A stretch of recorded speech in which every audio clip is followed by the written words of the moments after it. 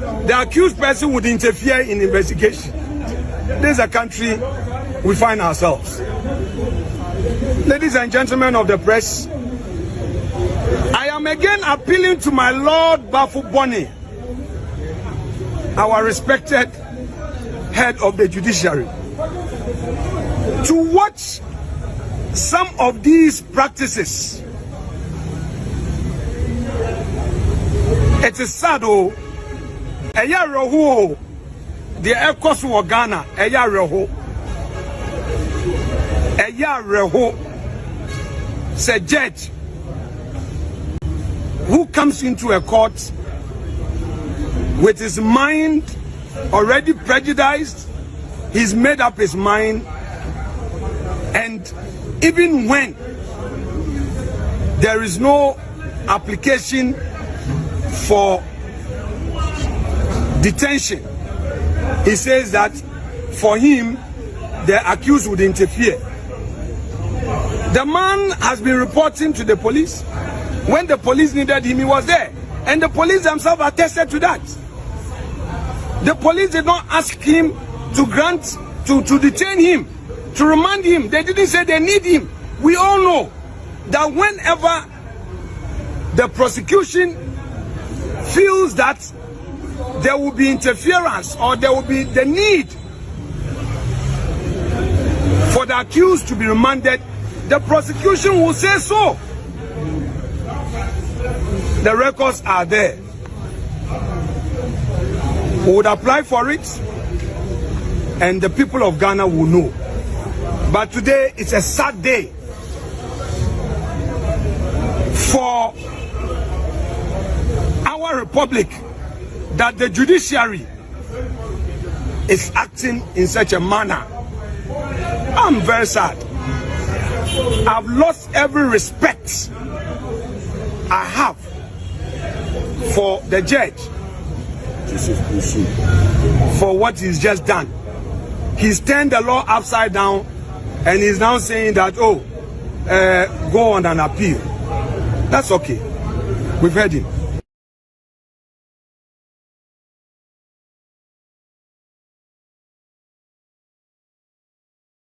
Not make you productive. Let them understand. Suggest productive avenue. But unless public AI is taken out, you are who? Na so am fadeni your mama obeda nyasa revenue na okoje. Are we country of revenue no? Are we a country of with happiness of import? Put your things there, don't bring it. My farmer, how do you survive? How do we survive? Go and start farming. Better than David and Kwan. Me say Kesahina wado. I will not tell you. Can't let me take you. Ediano wado. Name more at the back room. I cry near my SS also. So I am in my 16 years of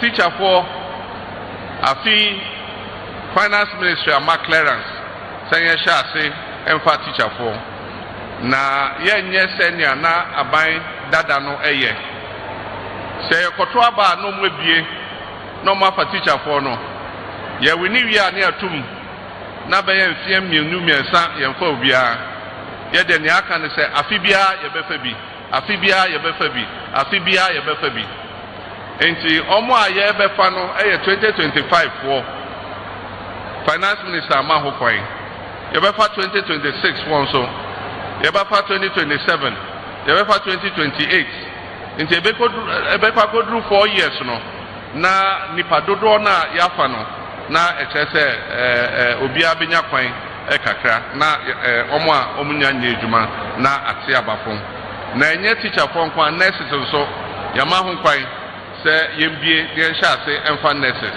ɔmo so every year yɛbɛfa bi sɛ na ɛbɛyɛ a ɔmo a ɔmo te fie a ɔmo nyɛ adwuma nyɛ no ɔmo so yɛbɛfa ɔmo. Shall reintroduce automatic posting of teachers. And we shall scrap the teacher licensure exams.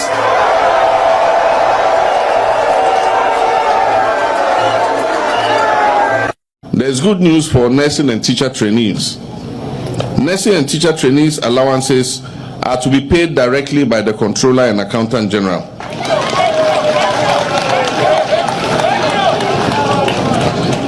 This has been made a part of the compensations item in the budget. This will permanently eliminate the delay in trainees receiving their allowances. This means that anytime public sector workers receive their monthly salaries, teacher and nursing trainees will also receive their allowances. The Ministry of Youth Development and Empowerment has launched technical committees to oversee the execution of the Ejumawura program and the National Apprenticeship Program, which were major promises in the NDC manifesto. Through the Ejumawura program, 10,000 young entrepreneurs are going to receive funding and mentorship support annually. This will equip them with tools to innovate, scale up their businesses, and drive economic growth. There is a teacher deficit in Ghana. If resources were available, we should be employing and recruiting up to 50,000 teachers across the country.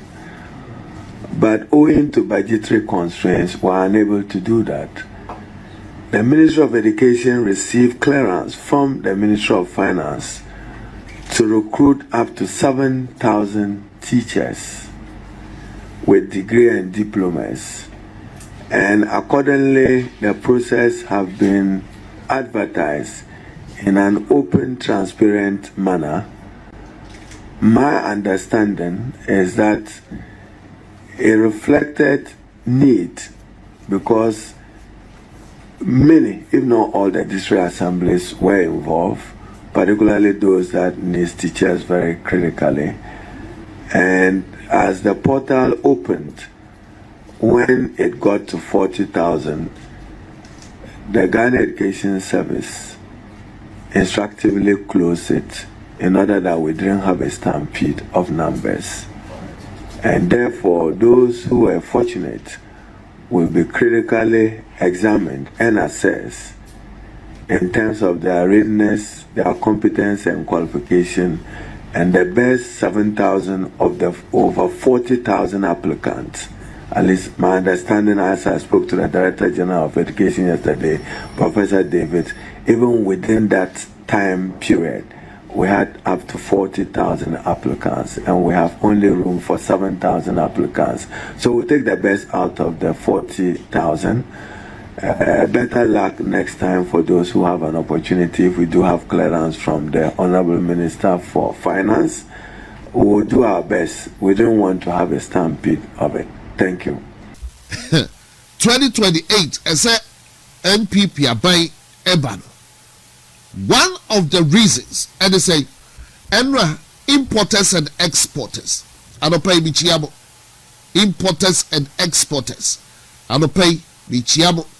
And then dollar, CD to dollar, you say all-time low. EBC that after is forcing, but then importers and exporters, ENRA yema uhusobu sumama. Omo kwajuma nyejuma and no enemy ye video be ajichiro Anthony Nupenu oya NDC niyo Anthony Nupenu and no ote a year radio station biso ewo enkrai okay Canadian edichire importers and exporters Anthony Nupenu ono kwa yana Greater Accra is a regional what was he? Or your executive member of Greater Accra, or a member of the NDC, though. and wagye time sitting comfortably and then abai papa ba and wa relax e wo studio share the facial expression and all the kasa can be and the importers and exporters say omono who are they omo ya hwan and omo betumi aka kira ban say onyi publican AI no enfri ho na dey omo nya adwuma e fo omo ho ben omo anya adwuma e fo bia ho omo po omo ba omo de ma no engo you heard him live me share that be use video no e dey kira and that's NDC for position importers and exporters and then what would the NDC for catch them some of our question who born dog who are you so be catch them so we publican AI no every share publican AI has come to stay and we hold men net or china ne na dichie and one nobody buy adwuma enti Anthony Nupenu and okeka bi kira mu yo importers and exporters or some pabu jamu de ma no engo ana mu jagu on ma ya dey ayamu na boboka omufu obi ho we and freight forwarders agents 2024 Dr. Baumia e babu na ase say onono de enye publican AI na nkane di odemba a flat rate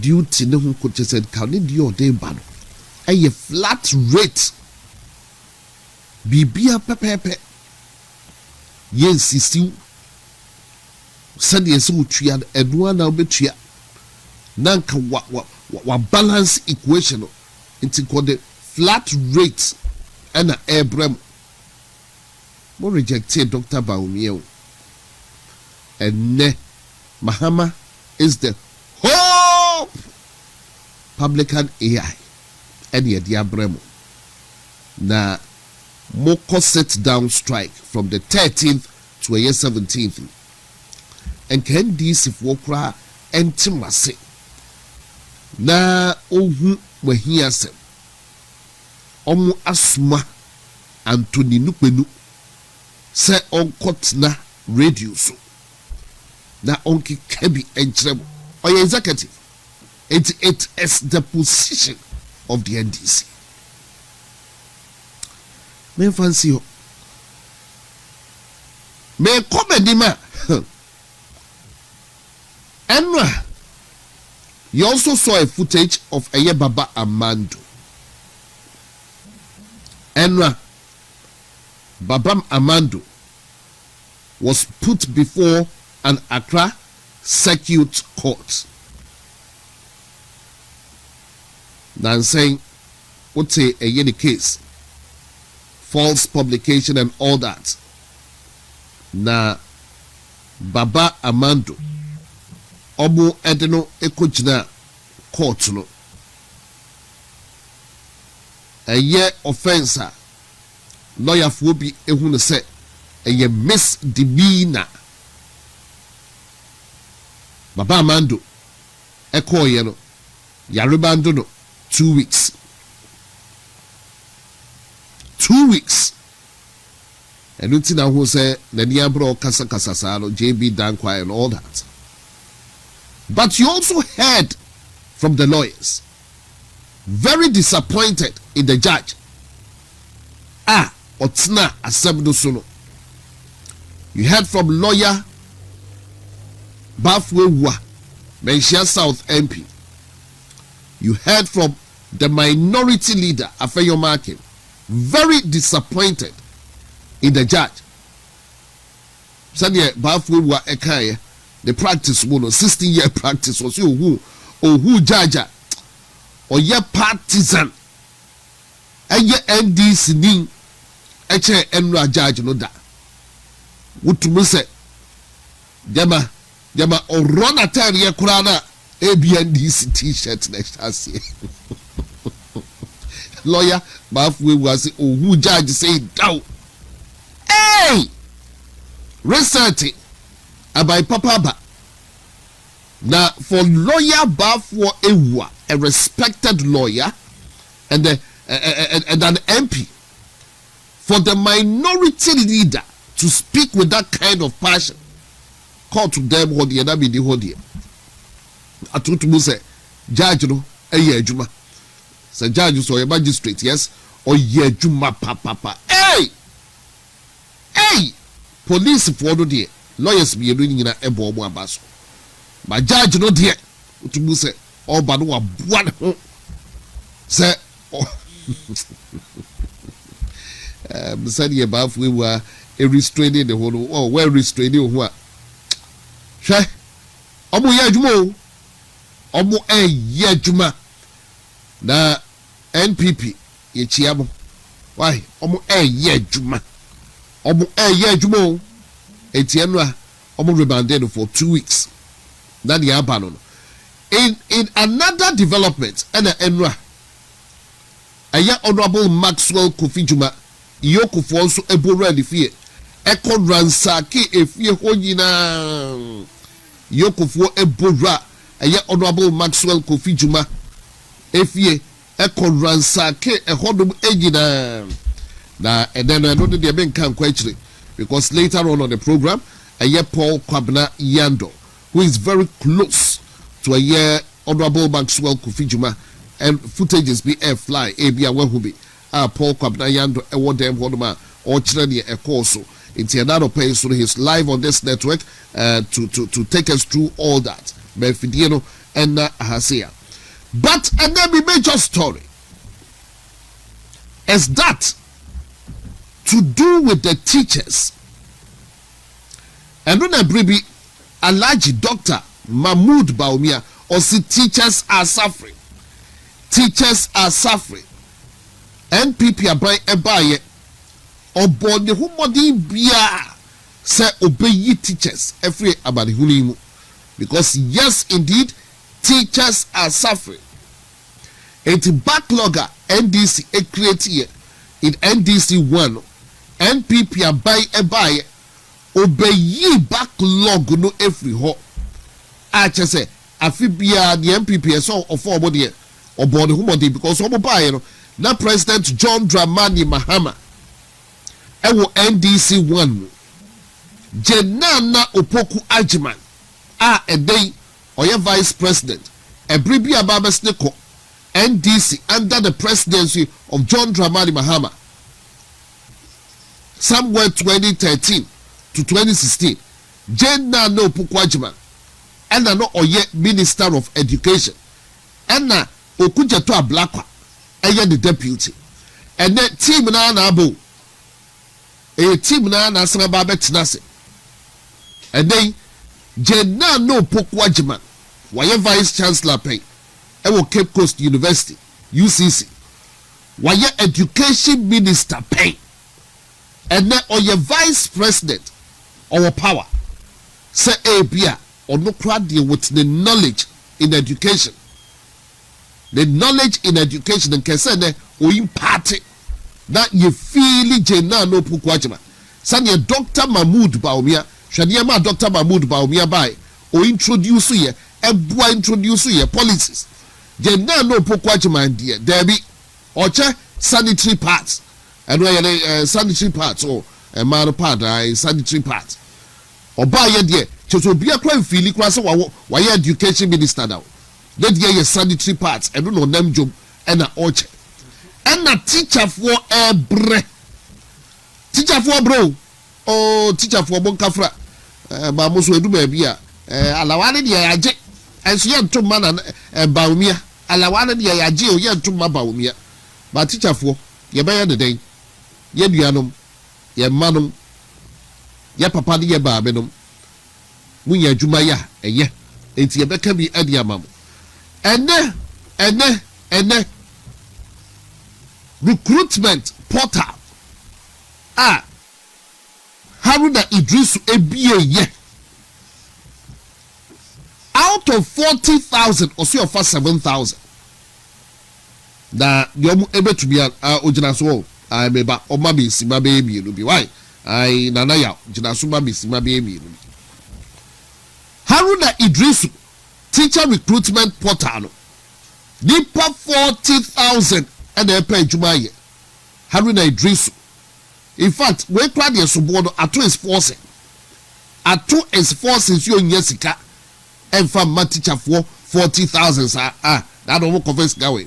And so the President Mahama promising teachers automatic why a candidate there you better 2025 after 2026 after 2027 or candidate teacher for your country will say nya juma omo ye bi pay and then Jane na no pokwa jima wenti and the 7,000 pen omo efa na meba no maba beto so 7,000 omo efa no and the coalition of unpaid teachers as a share mo ko for teacher for 7,000 ebra yen ya dodo be 6,000 yati oba mu ha ya ibia ya adwuma be 18 months ebia ya 14 months 13 months 11 months muntua ye ka mo sa kwa kofa 7,000 teachers ababe ka ho na na mo kan se be prabia se yen kwase afuada omo se ene omo ebe ye demonstration entienne omo be ye demonstration Ghana Education Service some of the released by some will be ankonko ye do why working out and then unpaid teachers this year come here almost here come ya entienne ato is forcing every home will be Ministry of Finance but yen kwa humano so na ye de nana yaw ye bua a oyo secretary ye de no ntwetwe komo na ye hwe se ene ebe ya adwuma na se minute ya be ka se omo asesa omo adwe dia ye be hwe enti be kwa humano so na nana yaw ye bua secretary coalition of unpaid teachers mema wakwaba ye adwuma di so. Hello, Nanaya. Hey, Nanaya, where do you maintain in Kakro? Hello, Nanaya. All right, for Konum and Bechasan check mammy, because Nanaya maintaining Kakra from Afana, Mehuse, Nanaya, Ewo, Ahumanuswa, Yaneno, Chiche, in Como. I just want to speak to Nanaya, representing a year coalition of a year unpaid teachers or no and all represent here a coalition of a year unpaid teachers enti ye na na ya entwetwe komona ye hwe ye etuabu ene anopay ebia no mo aseso mo adwe ye tuabu kanso dia na waka dia akire ebia biditi ya ye tuabu ka enti ene ye ekoso eno no coalition of unpaid teachers ase ene omoni atofo se de ebehye trouser baako and ne omoni atofo se echi ayam ewo ho because some previous omo huru omo anim enkosuro se omo aye adwuma echema afe 40 months it be 18 months no sorry no adware no kwa adwuma na munti omoka omo san kwate a mo de 7,000 ba be ka omo eh na ka bibi di kra na enka yentu omoka nsa sa no mo pa chiro se nka muntua ye na yaye adwuma atwam afe no muntua ye ka ansa na yaye muntua ye ka mo de 7,000 ba be ka na eno mo pa chire sei NDC dey say ya omo aba be ye pipai ene sa tactics na no mo eh why shakura 14 no mo due 14 months no omo endue because ene bibia beka bia to so odisika omo yesen kom be fa 50,000 even 60,000 teachers but atu amosi of us no so odisika da ho da sika be no di tu omoka I see me yo okay me share hello na yaw yebua besa ema wache ema wakwa ba edwumadi enso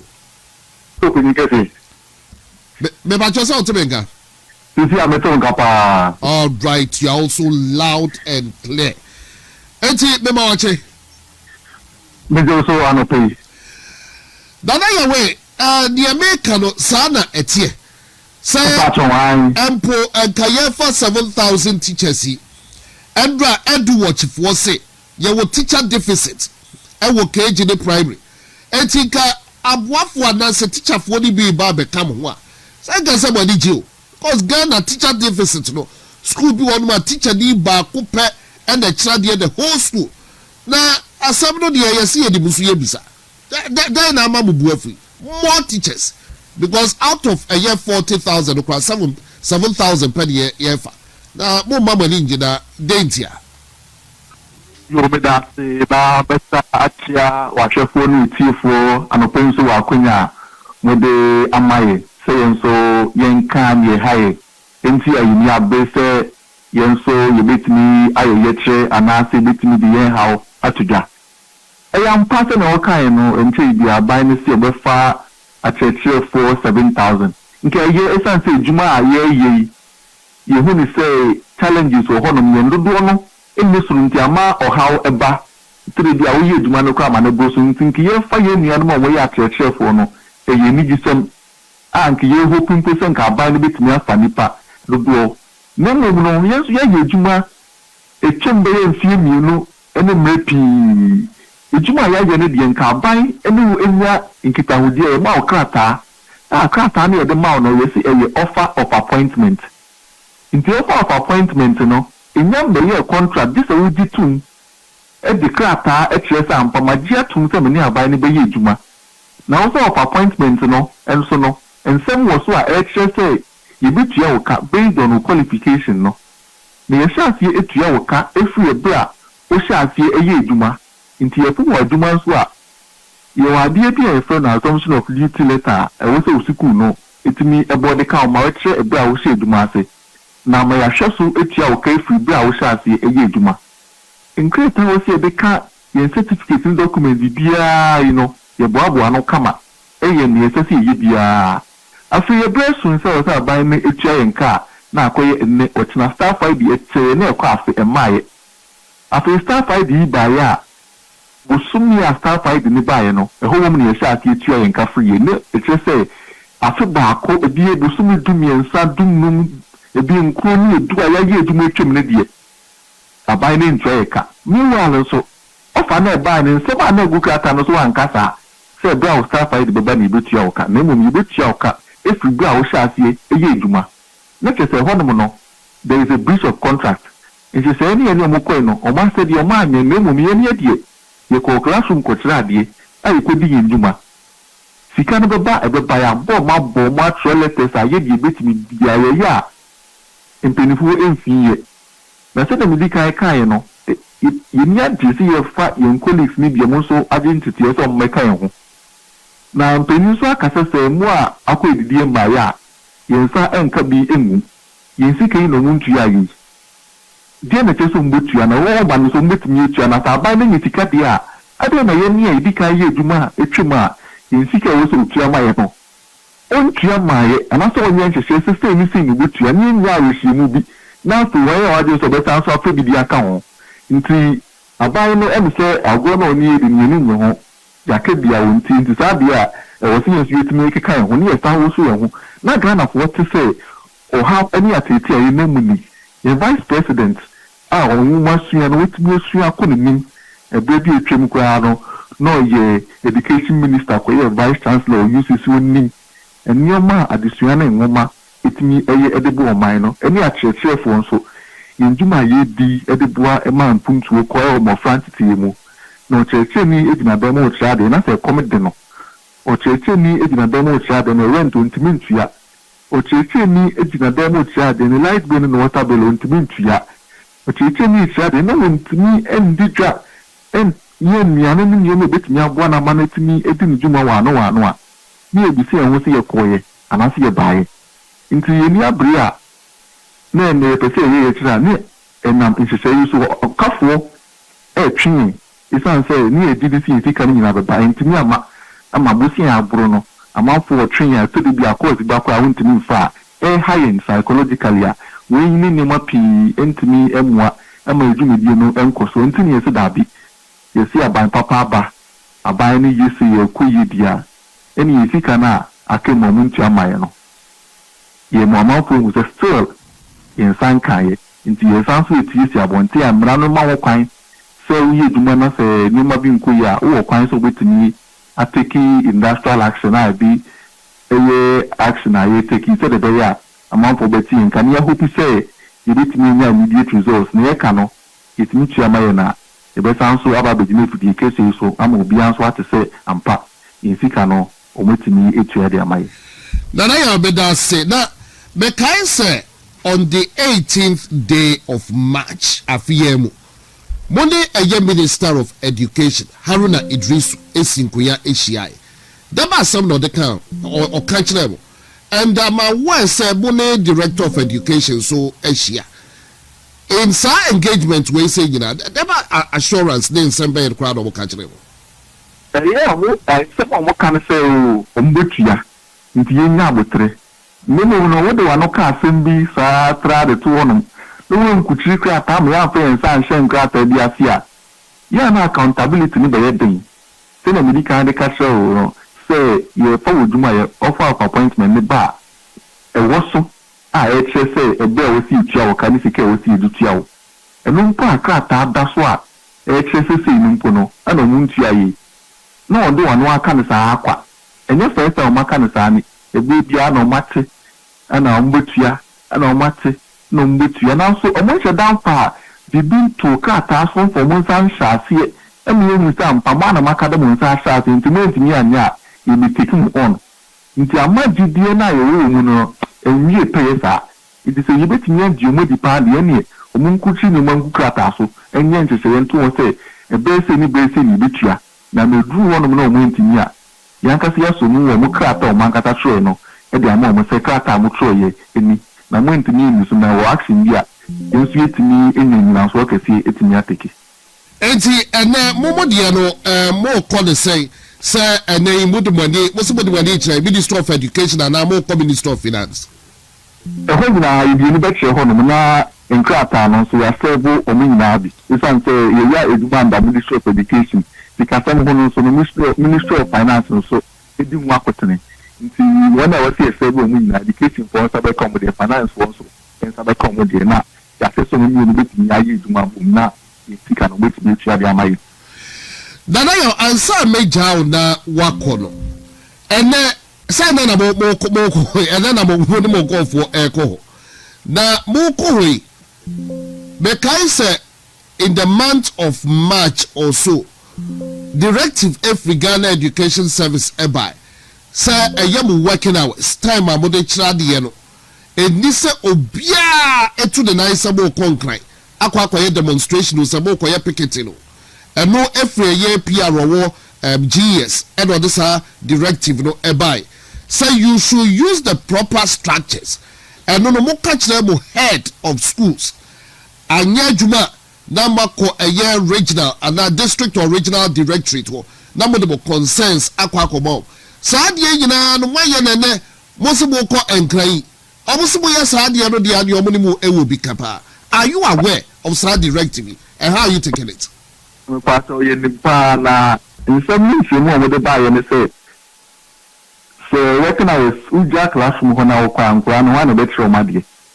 na nyina nso be dia to me say basic schools na makwan ana senior high school no so no wona o run transition system me bi ofi nti ene ma me se din komo am make sure so bi o so ko classroom ko jira bi bia no beko na won so o makwan wo fi no yen so itimi abo yen do ma no ni akọ esan fi nyina no we are fighting for the same cause nti say yen ya classroom so ma mo fra ent na wo abia teacher ni ni no ya make sure say sa do yen nti yanka se din komo wo yen hu ehu wona sa me wo makwan a wo tifie a won kutuku a enkotre mo fra de nya boabo yen hu say ye ko nti ina smart say empo ifika na che no nduma di emfe nyago always no make sure say we have to go to the classroom to deliver we will go and deliver nti u busa na nchemu a mate na ya beda sitia de mu de mu kwanza omonka bibi nkyerem so obu betua boka bebuara